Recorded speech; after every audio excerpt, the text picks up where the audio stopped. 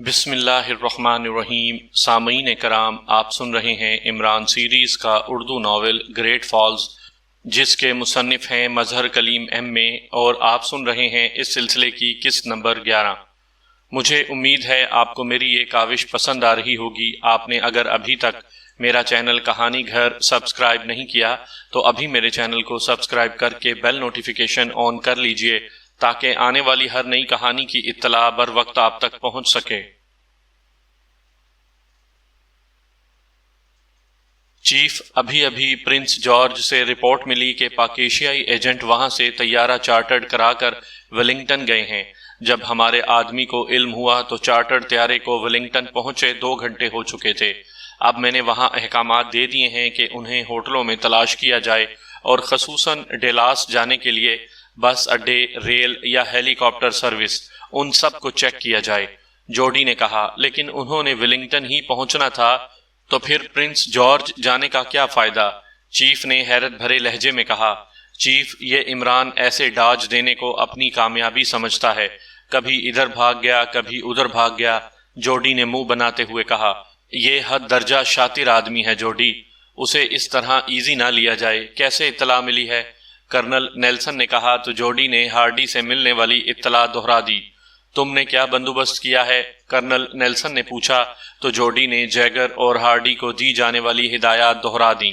تم خود اپنے آدمیوں کو لے کر ڈیلاس پہنچ جاؤ، کرنل نیلسن نے کہا، لیکن ہمیں تو صرف فورٹ ورتھ تک محدود کر دیا گیا ہے چیف، جوڈی نے کہا۔ ایسی کوئی بات نہیں ہے، اصل مشن ہمارا ہے۔ میں نے چیف سیکرٹری صاحب سے بات کر لی ہے، پاکیشیا سیکرٹ سروس ہم سب کے مشترکہ دشمن ہیں اور ہم مل کر ان کا خاتمہ کر سکتے ہیں، کرنل نیلسن نے کہا۔ اوکے چیف، میں خود اپنے ساتھیوں کو لے کر ڈیلاس پہنچ جاتا ہوں، جوڈی نے کہا۔ مجھے ساتھ ساتھ رپورٹ دیتے رہنا، wish you good luck, colonel Nelson نے کہا، اور اس کے ساتھ ہی رابطہ ختم ہو گیا تو جوڈی نے ریسیور رکھ دیا۔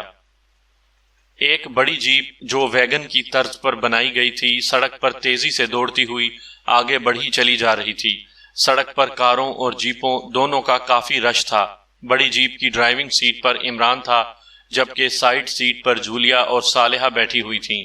ان کے پیچھے پیچھے ویگن کی طرح باقاعدہ سیٹیں تھیں، جبکہ آخر میں سیٹوں کے نیچے سامان رکھنے کے لیے باقاعدہ خانے بنے ہوئے تھے۔ عقبی سیٹوں پر باقی تمام ساتھی بیٹھے ہوئے تھے۔ عمران صاحب، پاکیشیا میں تو ایسی جیپ کہیں نظر نہیں آتی، یہاں تو عام چل رہی ہے، عقبی سیٹ پر بیٹھے ہوئے صفدر نے کہا۔ یہ یہاں بھی خاصی مہنگی ہے، تو پاکیشیا میں تو ڈیوٹی اور سرچارج وغیرہ لگا کر یہ سونے کی بن جائے گی۔ پھر ایسے وہیکلز کمرشل کے طور پر استعمال تو ہو سکتے ہیں، لیکن انفرادی طور پر نہیں۔ ہمیں تو اس لیے کام دے رہی ہے کہ ہم سب جیپ میں اکٹھے آ گئے ہیں، ورنہ 2 یا 3 کاریں یا جیپیں لینا پڑتیں اور ہمیں بکھر کر آگے بڑھنا پڑتا، عمران نے تفصیل سے جواب دیتے ہوئے کہا۔ عمران صاحب، ہم نے ویلنگٹن سے الپاسو تک ہوائی جہاز سے سفر کیا اور اب الپاسو سے بذریعہ جیپ گریٹ فالز جا رہے ہیں، اور بقول آپ کے گریٹ فالز سے ڈیلاس اور ڈیلاس سے فورٹ ورتھ پہنچیں گے۔ کیا اس راستے میں کوئی چیکنگ نہیں ہوگی؟ صفدر نے کہا۔ پورے ڈیلاس میں چیکنگ کی جا رہی ہوگی، عمران نے جواب دیا۔ آپ کا مطلب ہے کہ ڈیلاس پہنچنے سے پہلے چیکنگ نہیں ہوگی؟ صفدر نے کہا۔ ڈیلاس خطرناک پہاڑی علاقہ ہے، اس کی فرنٹ سائڈ پر سڑک ایک ایکریمین شہر گارنٹ سے جاتی ہے۔ تمام سیاح اس سڑک کے ذریعے ڈیلاس جاتے ہیں۔ وہاں آثار قدیمہ موجود ہے۔ ڈیلاس کے علاقے سے ایک سڑک جاتی ہے، یہ سڑک کامیری دریا کے ساحل سے نکل کر ڈیلاس کے اندر جاتی ہے، وہاں بھی چیکنگ ہوگی۔ پھر ڈیلاس میں فورٹ ورتھ قلعے کی بھی نگرانی کی جا رہی ہوگی۔ لیکن ایک اور راستہ بھی ہے جو گریٹ فالز سے فورٹ ورتھ جاتا ہے۔ یہ قدیم دور کا راستہ ہے، لیکن قدیم دور میں ڈیلاس میں خاصا خوفناک زلزلہ آیا۔ اس کی زیادہ شدت اس علاقے میں تھی جہاں راستہ موجود تھا۔ زلزلے کی وجہ سے یہ راستہ متروک ہو گیا، اور یہ راستہ اس طرح ٹوٹ پھوٹ کا شکار ہو گیا کہ اسے دوبارہ راستے کی شکل دینا ناممکن سمجھ لیا گیا، اور نئے راستے اور نئی سڑکیں بنا دی گئیں، اور یہ راستہ متروک ہو گیا۔ لیکن اب بھی خطرات پسند سیاح اس راستے پر سفر کرنے کی کوشش کرتے ہیں، اور ایک رپورٹ کے مطابق 10 میں سے صرف 2 اسے کراس کر لینے میں کامیاب ہو جاتے ہیں، جبکہ 8 اپنی جانوں سے ہاتھ دھو بیٹھتے ہیں۔ حکومت نے وہاں چیک پوسٹ بنائی، لیکن سیاحوں کے اعتراض پر چیک پوسٹ ختم کر دی گئی۔ البتہ وہاں ایک بڑا سا بورڈ لگا دیا گیا ہے جس پر سیاحوں کو اس خطرناک راستے پر جانے سے نہ صرف منع کیا گیا ہے بلکہ یہ بھی کہا گیا ہے کہ اگر کوئی اس راستے پر جائے گا تو کسی بھی حادثے کی صورت میں حکومت ذمہ دار نہ ہوگی اور نہ ہی کسی قسم کا کوئی کلیم دیا جائے گا۔ اور اس کے باوجود لوگ اب بھی جاتے ہیں، لیکن بہت کم، اور ان میں سے بھی کچھ راستہ طے کرتے ہوئے ہلاک ہو جاتے ہیں اور کچھ بچ کر نکل جاتے ہیں۔ اس لیے ادھر کسی چیکنگ کی ضرورت نہیں سمجھی گئی، کیونکہ ان کے خیال کے مطابق ہم دانستہ خودکشی کرنے کی کوشش کریں گے جبکہ ہم اللہ پر بھروسہ کر کے اس راستے کی طرف جا رہے ہیں۔ عمران نے پوری تفصیل بتاتے ہوئے کہا، عمران صاحب، ہمیں آپ کی ڈرائیونگ پر مکمل اعتماد ہے، لیکن پھر بھی اگر ہم اس راستے کے بجائے کوئی دوسرا معروف راستہ اختیار کریں تو زیادہ بہتر نہ ہوگا؟ صفدر نے کہا، پہاڑ کی چوٹی پر سے آنے والے میزائل کو ہم کیا کوئی بھی نہیں روک سکتا، اس لیے اگر اس راستے سے بچ نکلنے کے 5% امکانات ہیں تو باقی راستوں پر اتنے امکانات بھی نہیں ہیں۔ عمران نے جواب دیتے ہوئے کہا، یہ پاک ایشیا کا مشن نہیں ہے، ہم خواہ مخواہ دوسروں کی خاطر اپنی جانیں رسک میں ڈالے پھر رہے ہیں۔ تنویر نے منہ بناتے ہوئے کہا، ہم اپنی حکومت کے تحت ہیں اور حکومت کا فیصلہ ہمارے لیے قابل احترام ہے۔ حکومت احمق نہیں ہے کہ دوسروں کی خاطر اپنے آدمیوں کو خطرے میں ڈالے، اس سے حکومت کا کوئی ایسا فائدہ ہو رہا ہوگا جو پوری قوم کے حق میں بہتر ہوگا۔ عمران نے جواب دیتے ہوئے کہا، عمران صاحب، یہ گریٹ فالز والا راستہ کتنا طویل ہے؟ عقب میں بیٹھے چوہان نے کہا، تقریباً 20-25 میل کے بعد ڈیلاس کا سینٹرل ایریا آ جاتا ہے۔ عمران نے جواب دیتے ہوئے کہا، عمران صاحب، میرا خیال ہے کہ انہیں یہ معلوم ہوگا کہ آپ اپنی افتاد طبع کے باعث اس خطرناک ترین راستے کو ہی اختیار کریں گے، اس لیے لامحالہ انہوں نے کوئی نہ کوئی خفیہ کارروائی کر رکھی ہوگی، شروع میں نہیں تو آخری حصے میں لازماً ایسا ہوگا، تاکہ اگر ہم راستے میں حادثے کا شکار نہ ہوں اور ڈیلاس پہنچنے میں کامیاب ہو جائیں تو ہم مارے جا سکیں۔ صفدر نے کہا، ہاں ایسا ہو سکتا ہے، اس لیے ہم یہ جیپ کچھ پہلے چھوڑ دیں گے اور پیدل آگے بڑھیں گے۔ عمران نے کہا، لیکن واپسی کے وقت اسے موڑیں گے کیسے؟ صالحہ نے کہا، راستے کے اختتام سے پہلے ہی ایک ایسی جگہ آتی ہے جہاں سے اسے موڑا جا سکتا ہے اور پھر اسے موڑ کر کھڑی کر دیں گے۔ عمران نے کہا، آپ کو یہ ساری تفصیلات کس نے بتائی ہیں؟ یوں لگتا ہے کہ آپ کئی بار اس راستے سے گزر چکے ہیں۔ صفدر نے کہا، الپاسو میں باقاعدہ ایک تنظیم ہے جو گریٹ فالز کراسنگ کے نام سے بنائی گئی ہے، اس کے آفس میں باقاعدہ اس راستے کا نقشہ، اس کے خطرناک پوائنٹس، سب کچھ ظاہر کیا گیا ہے۔ میں نے اس آفس میں جا کر اس راستے کی فلم دیکھی ہے۔ عمران نے کہا، پھر تو تمہارے لیے یہ خطرناک نہیں رہا؟ تنویر نے کہا، نہیں، یہ انتہائی خطرناک سفر ہے۔ ہمیں پورے خلوص سے اللہ تعالیٰ سے دعا مانگنی چاہیے کہ وہ ہمیں صحیح سلامت اس راستے سے لے جائے اور واپس بھی لے آئے۔ عمران نے کہا تو سب کے چہروں پر سنجیدگی کے تاثرات پھیلتے چلے گئے، کیونکہ آج تک انتہائی خطرناک سے خطرناک راستوں سے گزرتے ہوئے عمران نے پہلے کبھی ایسی بات نہ کی تھی، اس لیے وہ سمجھ گئے کہ یہ راستہ واقعی انتہائی خطرناک ہے۔ کیا ہم اس راستے کو ہیلی کاپٹر کے ذریعے عبور نہیں کر سکتے؟ صفدر نے کہا، پھر ہماری داستان تک نہ ہوگی۔ داستانوں میں ڈیلاس میں کم از کم 10 چوکیوں پر ایسی کمپیوٹرائزڈ گنیں نصب ہیں جو گن شپ ہیلی کاپٹر تو ایک طرف، لڑاکا طیارے کو بھی فضا میں ہٹ کر سکتی ہیں۔ عمران نے جواب دیتے ہوئے کہا، اور سب نے اسبات میں سر ہلا دیے۔ پھر تقریباً 2 گھنٹوں کی مسلسل اور تیز رفتار ڈرائیونگ کے بعد وہ اونچے نیچے پہاڑی علاقوں میں داخل ہو گئے۔ ضروری اسلحہ جیبوں میں ڈال لو، اور اب یہاں سے ہمارا اصل امتحان شروع ہو رہا ہے۔ عمران نے کہا تو سب نے جیپ کی عقبی طرف پڑے ہوئے تھیلوں میں سے ضروری اسلحہ نکال کر جیبوں میں ڈال لیا اور ہاتھوں میں مشین پسٹلز پکڑ لیے۔ وہ اب اس طرح تنے ہوئے بیٹھے تھے جیسے پہلوان کا جسم اکھاڑے میں اترنے کے بعد تن جاتا ہے۔ اونچی نیچی پہاڑیوں سے گزرنے کے بعد وہ جیسے ہی ایک موڑ مڑے، سامنے ایک چیک پوسٹ آ گئی تو عمران نے جیپ روکی اور نیچے اتر کر وہ تیز تیز قدم اٹھاتا سامنے لکڑی کے بنے برآمدے میں بیٹھے ہوئے ایک آدمی کی طرف بڑھتا چلا گیا، جبکہ چیک پوسٹ پر کھڑے 4 مسلح افراد نے جیپ کو اس طرح گھیر لیا جیسے جیپ میں کوئی ہائی پروفائل مجرم بیٹھے ہوں۔ عمران جیسے ہی برآمدے میں بیٹھے ہوئے آدمی کے پاس پہنچا تو وہ آدمی اٹھ کھڑا ہوا۔ عمران چند لمحے اس سے بات چیت کرتا رہا، پھر وہ دونوں ہی سڑک کی طرف آ گئے۔ سب کلیئر ہیں، جانے دو، اس انچارج نے کہا تو سڑک پر موجود راڈ ہٹا دیا گیا۔ عمران نے انچارج کا شکریہ ادا کیا اور جیپ کی ڈرائیونگ سیٹ پر بیٹھ کر اس نے ایک جھٹکے سے جیپ کو آگے بڑھا دیا۔ کیا ہوا عمران صاحب، بہت جلدی مان گیا؟ صفدر نے کہا۔ ان جیسے لوگوں کے لیے طاقتور لوگوں کا نام ہی کافی ہوتا ہے۔ انسپیکٹر جنرل پولیس سر رینالڈ اس کے اعلیٰ ترین آفیسر ہیں اور ہم ان کے مہمان ہیں جو ڈیلاس کے آثار قدیمہ دیکھنے آئے ہیں اور یہاں کیمپنگ کریں گے۔ اب اس میں اتنی جرت کہاں کہ وہ سر رینالڈ کو فون کر کے معلوم کرے اور سر رینالڈ کے مہمانوں کو انکار کرے۔ عمران نے جواب دیتے ہوئے کہا، سر رینالڈ کیسے تمہارا واقف نکل آیا؟ نہ جانے تم کیسے ایسے لوگوں کو اپنا گرویدہ بنا لیتے ہو، جولیا نے کہا تو عمران ہنس پڑا۔ چند لوگ ایسے بھی ہوتے ہیں جو بڑے بڑے حاضر سروس لوگوں کے نام، ان کے خاندان کے تھوڑے بہت حالات، ان کے قریبی رشتہ داروں کے بارے میں معلومات حاصل کر لیتے ہیں اور پھر اپنی ان معلومات کا روب دوسروں پر ڈال کر اپنے کام نکلوا لیتے ہیں۔ میں نے بھی یہاں ان کی پیروی کی ہے، کیونکہ دوسری صورت میں ہماری جیپ کی تلاشی لی جاتی اور اگر ہم یہاں فائر کھول دیتے تو یہاں ہماری لاشیں پڑی ہوتی۔ فائرنگ کی آواز پہاڑی علاقے میں بہت زیادہ گونج اٹھتی، اس لیے صرف انسپیکٹر جنرل پولیس کے معزز مہمان بن کر ہی معاملہ طے ہو گیا۔ عمران نے جواب دیا، تم واقعی شاطر ذہن کے مالک ہو، نہ جانے یہ طریقے کہاں سے سیکھ لیتے ہو، تنویر نے کہا۔ حکیم لقمان سے لوگوں نے پوچھا تھا کہ آپ نے عقل مندی کہاں سے سیکھی ہے، تو انہوں نے جواب دیا کہ اہم کون سے، کیونکہ وہ جو کرتے ہیں میں اس کا الٹ کرتا ہوں اور میں بھی اپنے ارد گرد موجود افراد سے ہی سیکھتا ہوں۔ عمران نے جواب دیا تو سب بے اختیار ہنس پڑے۔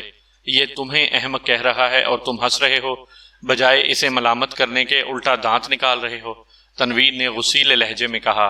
بس تھوڑا سا وقت رہ گیا ہے، ہنس بول لو، پھر ہو سکتا ہے کہ داستان بھی نہ ہو داستانوں میں، عمران نے کہا۔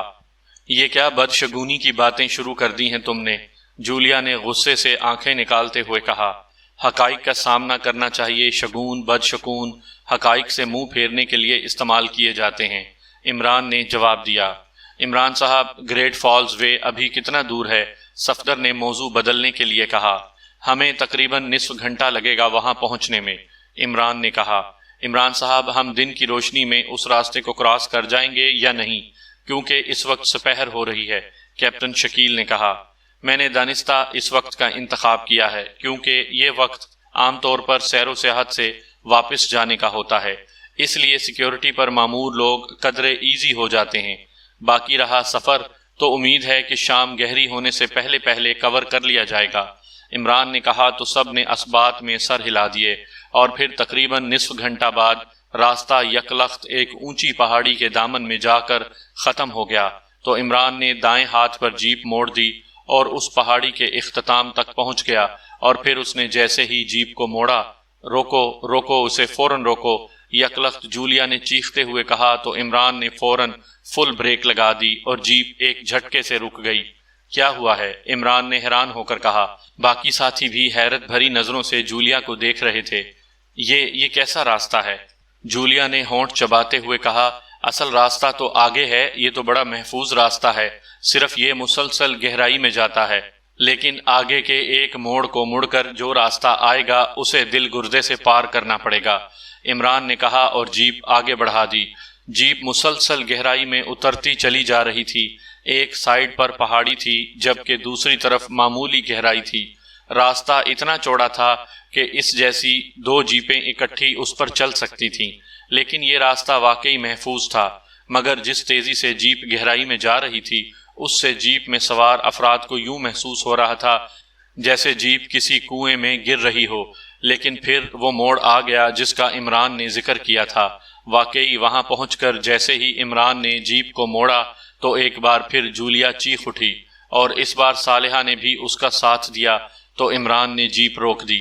اب کیا ہو گیا ہے؟ لگتا ہے تمہارا ایسے راستے سے پہلے کبھی پالا نہیں پڑا، عمران نے قدرے ناراض سے لہجے میں کہا۔ یہ راستہ ہے؟ اسے تم راستہ کہتے ہو؟ نانسنس! کیا تم ایکریمیا کے ساتھ مل کر سازش کر رہے ہو؟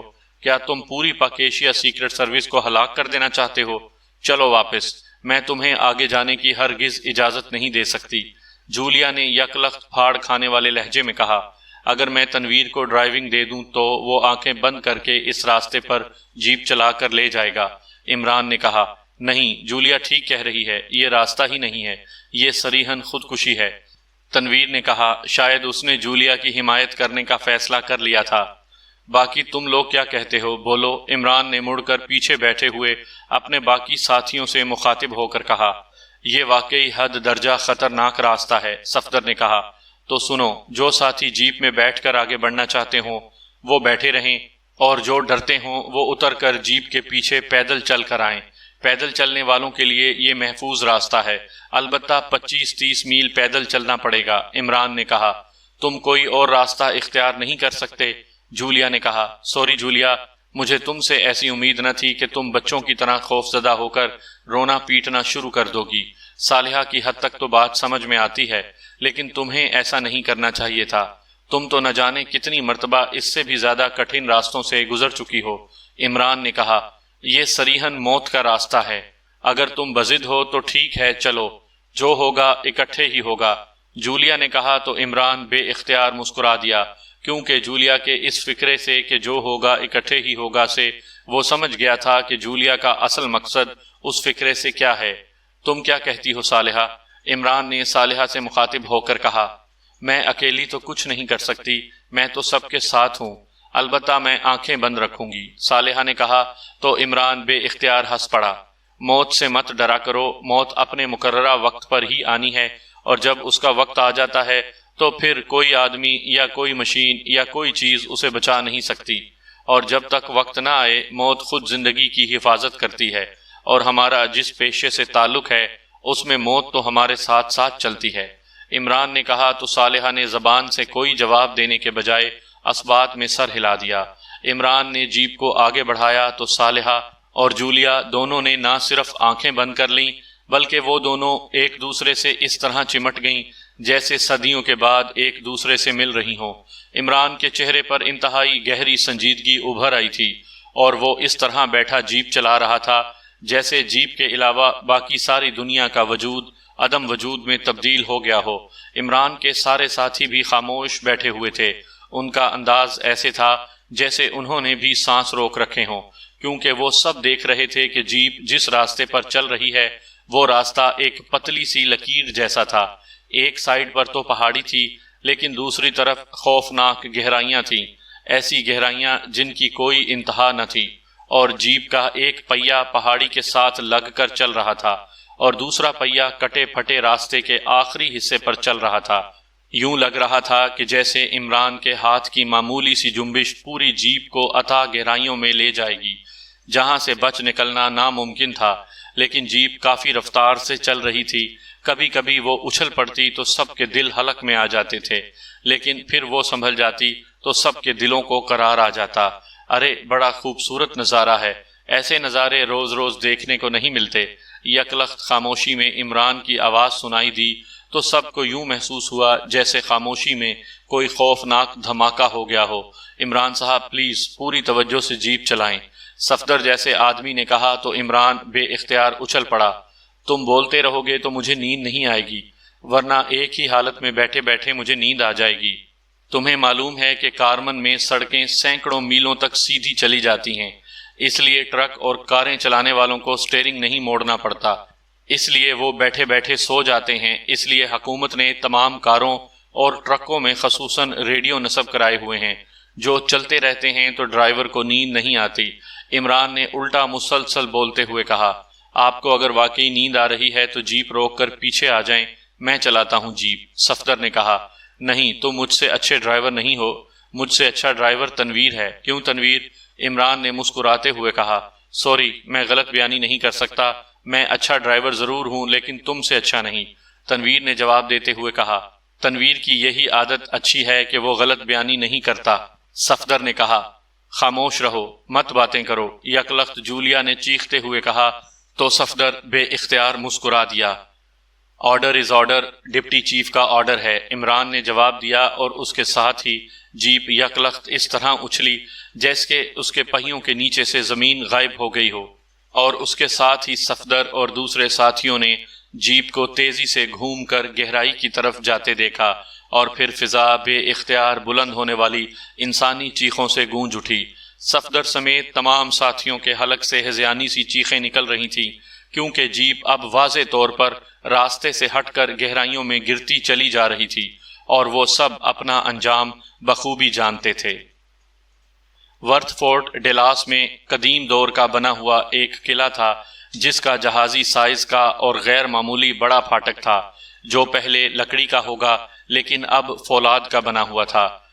قلعے کے اندر زیر زمین رہائش گاہیں، جن کے راستے کمپیوٹر کنٹرولڈ تھے، ان کمروں میں ایسے قیدیوں کو رکھا جاتا تھا جو ملک سے غداری کے مرتکب ہوتے تھے، اور اس قلعے کو اس لیے ناقابل تسخیر سمجھا جاتا تھا کہ یہاں قدم قدم پر مشینری کا استعمال اس انداز میں کیا گیا تھا کہ ان کمروں سے باہر پھر قلعے سے باہر جانے کے لیے خصوصی چپ کی ضرورت ہوتی تھی، اور یہ چپ قلعے کے سیکیورٹی انچارج کے پاس ہوتی تھی، جو صرف اسے دی جاتی تھی جسے سرکاری طور پر باہر جانے کی اجازت دی جاتی تھی۔ لیکن گزشتہ 1.5 ہفتے سے اس قلعے میں موجود قیدیوں کو وہاں سے شفٹ کر دیا گیا تھا۔ قلعے کی باقاعدہ صفائی کرائی گئی تھی، اور پھر یہاں پراگ کے ڈاکٹر جیمز کو لایا گیا تھا تاکہ آئندہ 6 ماہ تک ڈاکٹر جیمز یہاں رہ سکے۔ اس کے ذہن کو مشینری سے پڑھا گیا تھا، اس لیے یہ معلوم ہو گیا تھا کہ ڈاکٹر جیمز ماہر معدنیات ہونے کے ساتھ ساتھ خاصے رومان پسند واقع ہوئے ہیں، اور مخصوص فگرز کی خواتین ان کی کمزوری ہیں۔ ڈاکٹر جیمز کا کردار خراب نہیں تھا، لیکن وہ ایسی خواتین کی کمپنی کو بے حد انجوائے کرتے تھے۔ اس کے ساتھ ساتھ انہیں سفر نامے پڑھنے کا بے حد شوق تھا۔ ان کے یہ شوق معلوم ہونے پر ایکریمیا نے انہیں قلعے میں رکھا تھا۔ ان کے ساتھ ان کی پسندیدہ فگرز کی حامل 10 خوبصورت لڑکیاں بھی یہاں پہنچا دی گئی تھیں، اور سفر ناموں پر مبنی کتب کا ایک بڑا ذخیرہ اور کرانس کی بنی ہوئی ایک مخصوص ٹیسٹ کی شراب بھی وافر مقدار میں پہنچا دی گئی تھی۔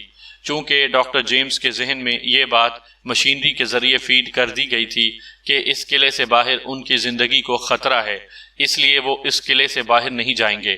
اگر جائیں گے تو مارے جائیں گے، اس لیے وہ ویسے ہی باہر جانے سے گھبراتے تھے۔ البتہ یہاں موجود 10 کمروں میں سے 3 ان کے استعمال میں تھے، جن میں سے ایک کمرے میں ڈاکٹر جیمز کی رہائش تھی، جبکہ باقی 2 کمرے میں لڑکیاں رہتی تھیں۔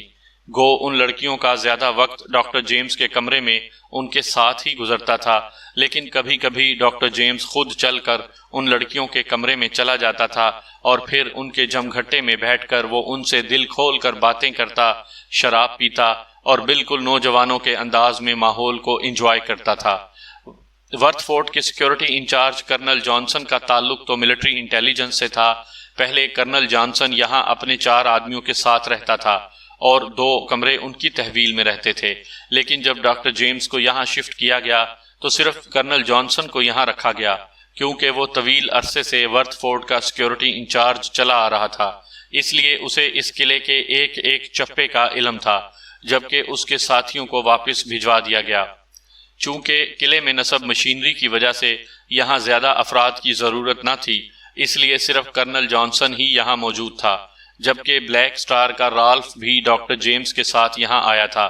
اسے کرنل جانسن کا اسسٹنٹ بنا دیا گیا تھا، اور اس کا کام ٹرانسمیٹر پر بلیک سٹار کے چیف کرنل نیلسن کو ڈاکٹر جیمز کے بارے میں رپورٹ دینا تھا۔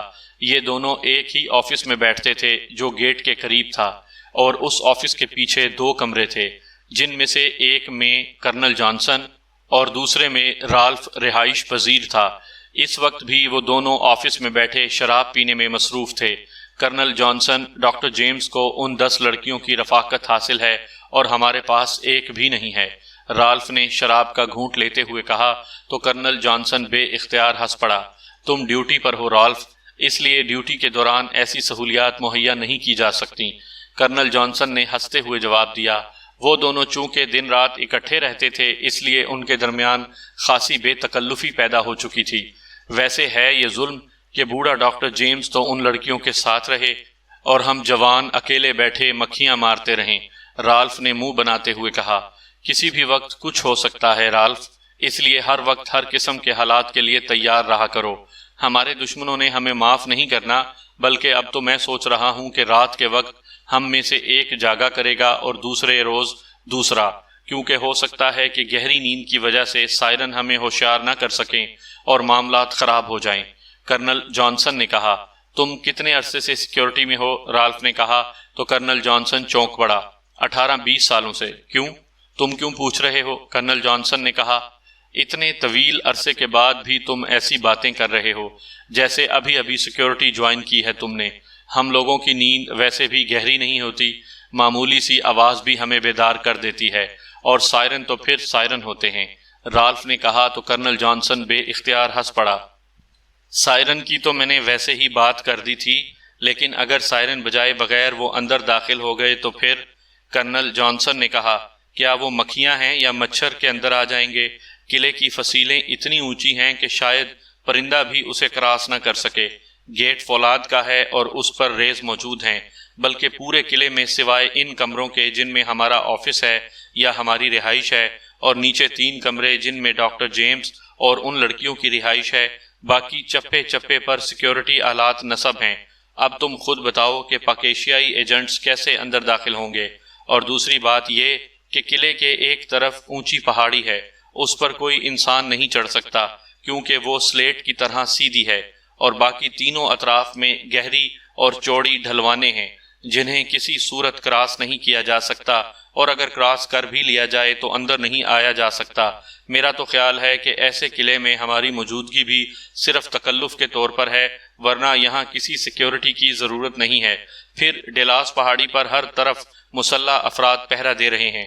اب تم خود بتاؤ کہ یہاں تک کون پہنچے گا؟ رالف نے کہا، لیکن تمہارا چیف تو اس طرح پریشان رہتا ہے جیسے پاکیشیائی ایجنٹ پھونک مار کر قلعہ فتح کر لیں گے۔ کرنل جانسن نے مسکراتے ہوئے کہا، یہ چیف نامی مخلوق ہر معاملے کو بڑھا چڑھا کر پیش کرنے کی عادی ہوتی ہے، اور ان کا مقصد یہی ہوتا ہے کہ ماتحتوں کو الرٹ رکھا جائے۔ اس لیے ہمارا چیف بھی ایسی باتیں کرتا ہے جیسے قلعہ کاغذ کا بنا ہوا ہو اور ڈاکٹر جیمز سڑک پر بیٹھا پاکیشیائی ایجنٹوں کا انتظار کر رہا ہو۔ رالف نے کہا، میری سمجھ میں نہیں آ رہا کہ آخر پاکیشیائی ایجنٹوں سے ایکریمیا جیسی سپر پاور کی ایجنسیاں اس قدر خوف زدہ کیوں ہیں؟ پاکیشیا تو پسماندہ سا ایشیائی ملک ہوگا، اس کی سرزمین میں آخر ایسی کیا بات ہے کہ اس کے نام سے ہی خوف کھایا جاتا ہے؟ کرنل جانسن نے کہا، یہ بتاؤ کہ اس قلعے کا کوئی خفیہ راستہ بھی ہے؟ رالف نے اچانک کہا تو کرنل جانسن بے اختیار اچھل پڑا۔ خفیہ راستہ؟ تم کیوں پوچھ رہے ہو؟ کرنل جانسن نے حیرت بھرے لہجے میں کہا، ویسے ہی ایک خیال آ گیا تھا ذہن میں۔ رالف نے کہا، نہیں، ایسا کوئی راستہ نہیں ہے۔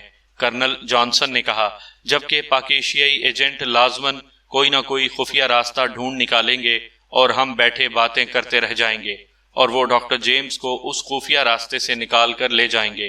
رالف نے مسکراتے ہوئے کہا، تم پاگل تو نہیں ہو گئے؟ جب کوئی راستہ ہے ہی نہیں تو وہ کہاں سے ڈھونڈ لیں گے؟ کرنل جانسن نے کہا، یہ کیسے ہو سکتا ہے کہ کسی قلعے میں خفیہ راستہ یا سرنگ نہ ہو؟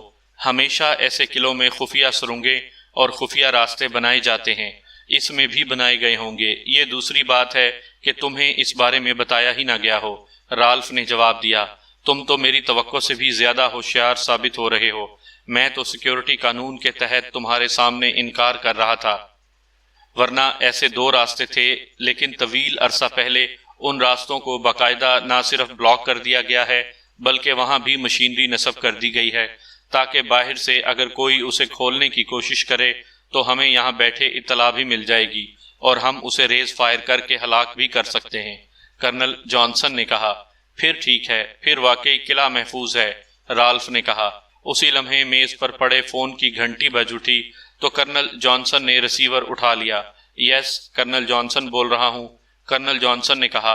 فون میں لاؤڈ سپیکر کا بٹن مستقل پریسڈ رہتا تھا، اس لیے دوسری طرف سے آنے والی آواز بخوبی سنائی دے رہی تھی۔ کرنل نیلسن بول رہا ہوں، رالف یہاں موجود ہوگا، اسے ریسیور دیں۔ دوسری طرف سے کہا گیا تو کرنل جانسن نے منہ بناتے ہوئے ریسیور سائیڈ پر بیٹھے ہوئے رالف کی طرف بڑھا دیا۔ یس چیف، رالف بول رہا ہوں، رالف نے کہا۔ سیکیورٹی کی کیا پوزیشن ہے؟ چیف نے پوچھا۔ آل از اوکے، رالف نے کرنل جانسن کی طرف دیکھتے ہوئے مسکرا کر کہا۔ الپاسو چیک پوسٹ سے ہمارے آدمی نے اطلاع دی ہے کہ سیاحوں کی ایک بڑی جیپ یہاں سے گزر کر آگے گریٹ فالز کی طرف گئی ہے۔ اس بڑی جیپ میں 10 افراد سوار تھے جن میں سے 2 عورتیں اور 8 مرد تھے۔ جیپ کی تلاشی لی گئی لیکن کوئی اسلحہ وغیرہ نہیں ملا۔ ان کے کاغذات بھی درست تھے، اس لیے انہیں جانے کی اجازت دے دی گئی۔ البتہ یہ بتایا گیا ہے کہ اس جیپ کے ڈرائیور نے جب اتر کر اپنے کاغذات چیک کرائے تو اس کا قد و قامت پاک ایشیائی ایجنٹ عمران سے ملتا جلتا تھا۔ گروپ کی تعداد بھی وہی تھی اور 2 عورتوں اور 8 افراد والی بات بھی وہی تھی، اس لیے ہیلی کاپٹر کے ذریعے اسے چیک کرایا گیا تو یہ جیپ کہیں نظر نہیں آئی۔ اب 2 ہی صورتیں ہو سکتی تھی، ایک تو یہ کہ یہ لوگ جیپ سمیت گریٹ فالز کی سینکڑوں فٹ گہرائیوں میں گر چکے ہیں اور یقیناً ان کے اور جیپ کے پرخچے اڑ گئے ہوں گے۔